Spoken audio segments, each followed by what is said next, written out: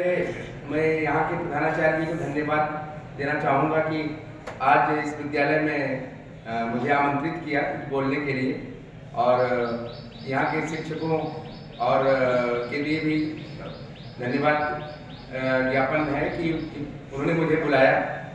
तो मैं अपने जीवन का कुछ अनुभव इसलिए कि जो आप लोग लाभ उठा सकें, केवल काम की ही बात बताऊंगा मैं, और 5 मिनट में काम की बात खत्म कर, ज़्यादा समय नहीं लूँगा।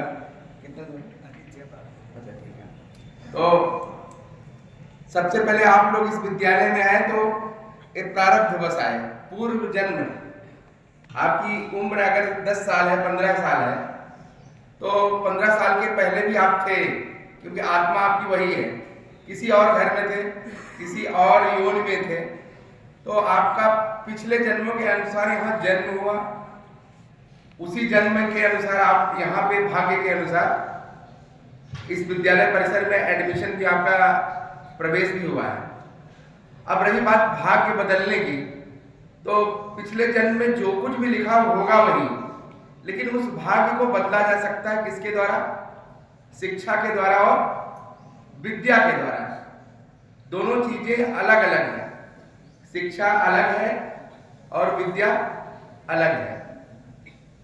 नॉर्मली सामान्यतः विद्यालयों में जो शिक्षा दी जाती है, और इंटर कॉलेज विद्या भारती को अगर हम छोड़ दें तो वहाँ पे शिक्षा दी जाती है। शिक्षा भौतिक जीवन के लिए, आपने पढ़ाई करी और कोई पद मिल गया, उसके बाद आप घर परिवार हुआ, उम्र बढ़ी, फिर शरीर का अंत हुआ, फिर नए शरीर में। लेकिन अगर आपको जीवन में बहुत कुछ आगे बढ़ना है तो शिक्षा के साथ थोड़ी थोड़ी विद्या भी जरूरी है। विद्या वो है सा विद्या या विमुक्त है। विद्या वो है जो विमुक्त कराती है। मुक्त और विमुक्त दोनों में अंतर है। वि शब्द हिंदी का ईश्वरीय है थोड़ा सा। विद्या, विमुक्ति, विशुद्ध, कहते हैं शुद्ध हिंदी बोल रहे हैं, कोई कहता है विशुद्ध हिंदी। तो विशुद्ध हिंदी ईश्वर के लिए प्रयोग होती है, शुद्ध तो कोई भी बोल सकता है। ग्रामर या व्याकरण की दृष्टि से अगर आप सही बोल रहे हैं तो उसको शुद्ध बोलेंगे, लेकिन विशुद्ध। तो अगर आपके भाग्य को कैसे बदल सकते हैं? आपके भाग्य में लिखा है क्लर्क बनना है, छोटी नौकरी पाना, तो उसको आईएएस में कैसे कन्वर्ट कर सकते हैं? तो विद्या भारती में ऑलरेडी वो है, उसी चीज को मैं दोहरा रहा हूं। ओम लिखा हुआ है। भगवान कृष्ण ने गीता में कहा है कि ओम इति एकाक्षरम, केवल ओम का जाप करिए और मेरा ध्यान करिए, मैं भाग्य बदल दूंगा। इस जाप से मोक्ष तक मिल जाता है। आईएएस और मुख्यमंत्री, प्रधानमंत्री के पद कुछ भी नहीं उसके आगे। तो आपको शिक्षा के साथ, मैं एकदम काम की बात बता रहा हूं, अगर जीवन में भाग्य में क्लर्क बनना लिखना होगा तो आईएएस बन जाएंगे, अगर आईएएस बनना लिखा होगा तो मुख्यमंत्री बन जाएंगे, प्रधानमंत्री बन जाएंगे। ओम तो मोक्ष तक देता है। मोक्ष का मतलब आपके अंदर वो क्षमता आ जाती है कि आप कुछ भी कर सकते हैं। मोक्ष, गुरु, स्थिति, प्रज्ञा, ये सब एक समान है। तो गीता का सिद्धांत माने, और गीता के यही सिद्धांत को मानकर लोग बड़े हुए हैं। तो आपको करना क्या है? ओम यहाँ 3 बार आपने जाप किया। हम लोग समय में विद्या भारती में कराया जाता था। ओम का कम से कम 15 मिनट जाप घर पर, चाहे सुबह चाहे शाम। भगवान कृष्ण ने गीता में कहा गया है, गीता किसी के द्वारा लिखी गई नहीं है। रामचरितमानस तुलसीदास जी ने लिखा, वाल्मीकि जी ने रामायण लिखा, वेदव्यास ने वेद लिखे, लेकिन गीता भगवान श्री कृष्ण ने स्वयं बोली है। भगवान बोले कि ओम का जाप करो, ठीक है ना? ओम का जाप करो, भगवान ने बोला, इसीलिए उसको श्रीमद् भगवत गीता कहते हैं। भगवान ने स्वयं गाई है, कोई उसका लेखक नहीं उस पुस्तक का, ठीक है ना? गीता जैसे कोई इलेक्ट्रॉनिक सामान खरीदते हैं आप, तो उसके साथ एक मैनुअल मिलता है। लैपटॉप खरीदे होंगे, मोबाइल खरीदे होंगे, तो एक मैनुअल मिलता है कैसे इसको चलाएंगे। तो वैसे जीवन जीने की, कैसे इस जीवन को जिया जाए, वो गीता देती है। गीता जीवन जीने का मैनुअल है। और लोग कहते हैं कि अरे बुढ़ापे में पढ़ेंगे, बिटिया की शादी हो गई, बच्चे की शादी हो जाए तब पढ़ेंगे, रिटायर हो जाए तब, अब यही सब करना है। गीता बच्चों को पढ़नी चाहिए, आपको। और अगर गीता ना भी पढ़ पा रहे तो ओम का जाप करिए 15 मिनट, आपका भाग्य 100% बदलेगा।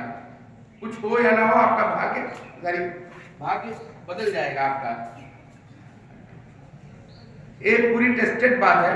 अब मैं थोड़ा सा एग्जाम्पल के माध्यम से समझाऊंगा, 2-3 एग्जाम्पल। अब्दुल कलाम का नाम सुना होगा आपने, पूर्व राष्ट्रपति थे, रामेश्वरम के रहने वाले थे और घर में वह आर्थिक दृष्टि से थोड़ा कमजोर परिवार के भी थे। घर वाले मछली पालन करते थे, जैसा कि समुद्र के किनारे रहने वाले करते हैं जीविकोपार्जन के लिए। और वो आए देहरादून आर्मी की परीक्षा देने, पायलट की परीक्षा देने। देहरादून में अकेडमी है और दक्षिण से उत्तर आए, पैसा उधार लेके आए रिश्तेदारों से। और लास्ट में क्या हुआ कि वो आर्मी की परीक्षा 5-6 दिन दिए और अंतिम रिजल्ट उनका सारी बार आर्मी का पायलट की परीक्षा, उसमें फेल हो गए। तो उन्होंने सोचा अब जीवन खत्म, अब कुछ हो नहीं सकता। तो देहरादून से गंगा के किनारे किनारे ऋषिकेश आ गए, वहां टहलते रहे और उनका मन था कि आत्महत्या कर ले, सुसाइड कर ले। तो उस समय एक संत थे स्वामी शिवानंद जी।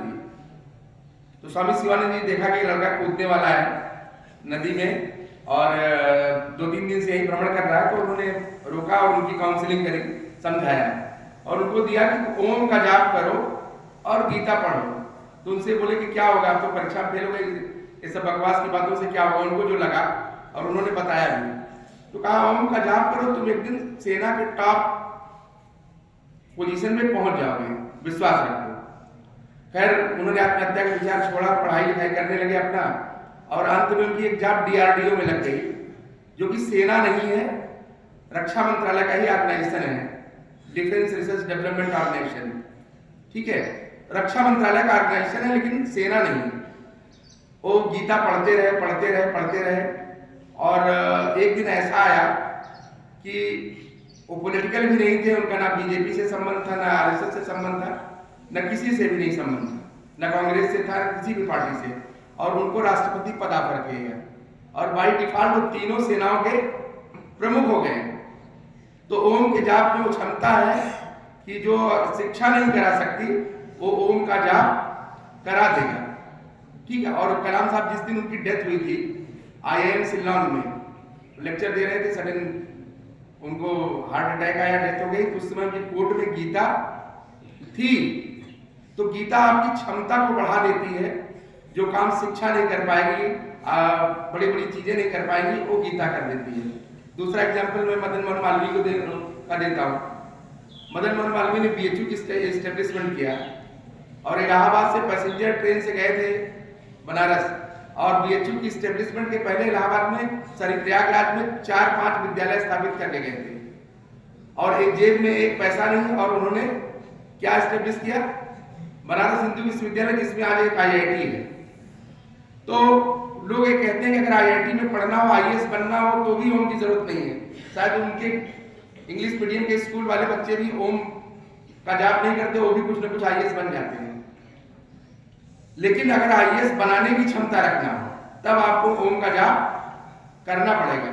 मेडिकल कॉलेज में MBBS में एडमिशन लेना है तो शायद ओम के जाप के बिना संभव है, लेकिन मेडिकल कॉलेज खोलने की क्षमता रखना है, तब ओम का जाप करना पड़ेगा। IIT JEE में एडमिशन है तो शायद हो जाए ओम के जाप के बिना, लेकिन IIT JEE खोलना है, जैसे मदन मोहन मालवीय ने खोला, IIT खोलना है, तो आपको बड़ा काम करना है, बड़े गोल तय करना है, तो आपको विद्या भी जरूरी है जो इसकी। तो मूल रूप से मैं इतना ही कहूंगा कि सब कम से कम 10 मिनट 15 मिनट डेली एक जीवन की चर्या बना ले, बिना मन के जाप करें तो भी उसका फल आपको मिल जाएगा, और साथ में शिक्षा तो आप लेते ही रहें। तो इन्हीं के साथ मुझे आज बड़ी खुशी हो रही कि विद्या भारती का पहला स्कूल 1950 में गोरखपुर में खुला था।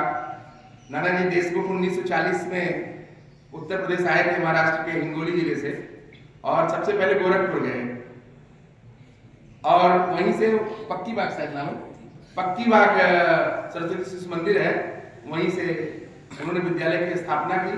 और आज धीरे धीरे इतने बड़े विद्यालय हो गए जहाँ पे संस्कार, हर विद्यालय में सब कुछ मिलता है लेकिन संस्कार नहीं मिलता। संस्कार हमारे हिंदू धर्म में ही मिलता है, संस्कार हमारे हिंदू धर्म में मिलता है, और हिंदू धर्म पूर्णतः वैज्ञानिक धर्म है। जैसे हमारे यहाँ दिशाओं को पूर्व कहते हैं, पश्चिम कहते हैं, उसका कारण है सूर्य उगने के पहले जहाँ प्रकाश हो जाए, पूर्व में प्रकाश हो जाए, इसलिए उसको पूरब कहते हैं। और सूर्य डूबने के पश्चात जहाँ प्रकाश हो जाए तो उसको पश्चिम कहते हैं। जबकि ईस्ट और वेस्ट में ऐसा कुछ नहीं है।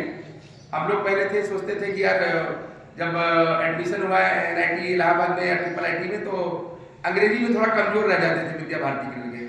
बाकी लोग कंपनी की जॉब निकाल लेते थे इंग्लिश अच्छी होने की वजह से। लेकिन बाद में सोचा कि अगर विद्या भारती के स्कूल से ना पढ़े होते, संस्कृत ना आती काम भर की, तो जीवन शायद सार्थक नहीं होता। सफल तो होता लेकिन सार्थक नहीं होता।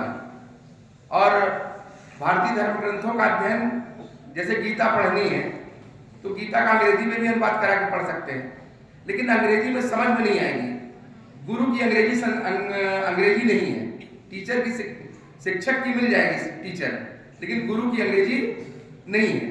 शिक्षा की मिल जाएगी एजुकेशन, लेकिन विद्या की अंग्रेजी नहीं मिलेगी। तो हिंदी शब्दकोश या संस्कृत शब्दकोश जो है वो बहुत ही धनी है, उसके समानार्थी वहां पे शब्द नहीं है। तो आप, और पहला प्रमाण विस्फोट एक एग्जाम्पल और देकर बात खत्म करूंगा, आपकी क्लास भी है। अमेरिका की 1950 तक कोई बहुत ज्यादा हैसियत नहीं थी। आज अमेरिका चिल्लाते हैं, डोनाल्ड ट्रंप ये सब, तो उनकी हैसियत हुई तब जब वहां पे परमाणु विस्फोट हुआ। और वो कब हुआ? मेरे ख्याल से 1945 में हुआ। कब? 1945 में। अमेरिका में जैसे हम ब्रिटेन के गुलाम थे, अमेरिका भी ब्रिटेन का गुलाम था। तो 1945 में जब परमाणु विस्फोट किया, तब लोगों का ध्यान आया कि भैया अमेरिका भी कुछ है, अमेरिका एक महाशक्ति है बिकॉज ऑफ एटॉमिक पावर। तो जब ओपेनहाइमर ने विस्फोट किया तो उन्होंने कहा कि लोगों ने पूछा कि इतनी प्रेरणा कहाँ मिली, इतना आप सक्सेस कैसे हो गए? तो बोला ये प्रेरणा हमें गीता से मिली, हिंदू धर्म से मिली। और उसने 12 साल पहले उस एटॉमिक विस्फोट से 1933 में संस्कृत सीखी। किसके लिए? अपने ग्रंथों का अध्ययन करने के लिए। वो भी ओम का जाप करते थे। तो आज मतलब उनकी भी महामानता है, मतलब जब इंपॉर्टेंस बढ़ी, महत्व बढ़ा, तो that is because of Gita, Om जाप, इन सब के कारण, अपनी विद्या के कारण। तो मैं यही कहूँगा, अभी कुछ दिन पहले, जब कुछ सालों पहले जब अमेरिका के राष्ट्रपति आए, तो प्रधानमंत्री जी ने उनको गीता दी। प्रधानमंत्री जी अपने जितने राष्ट्राध्यक्ष आते हैं उनको गीता हर भाषा में अनुवाद करा लिए, फ्रेंच, जर्मन, लैटिन, इंग्लिश सब में, तो उसमें उनको देते हैं। तो बताया कि भाई आपका जो इम्पोर्टेंस बढ़ा था 1945 से, वो इसी कारण बढ़ा था, वही मैं आपको याद दिला रहा हूँ। उसको देके एक प्रकार से उन्होंने अप्रत्यक्ष रूप से उनको याद भी दिलाया। तो अंत में मैं यही कहूँगा कि आप लोगों को अगर जीवन में लंबा गोल तय करना है, आपके भाग्य में लिखा है कि आप 1 किलोमीटर की दूरी तय करेंगे, उसको 10 किलोमीटर में कन्वर्ट करना है, तो पढ़ाई खूब मन से करिए, गुरुओं का सम्मान करिए, आप करते ही उसमें कोई बात नहीं। और गुरु में पूर्ण आस्था भी होनी चाहिए। कबीर ने कहा कि गुरु गोविंद दो खड़े काके लागू पाए। तो बाकी स्कूलों में शिक्षक है, लेकिन गुरु केवल विद्या भारती के स्कूलों में है। ओम का जाप और कहीं इंटर कॉलेज में बताया जाता है?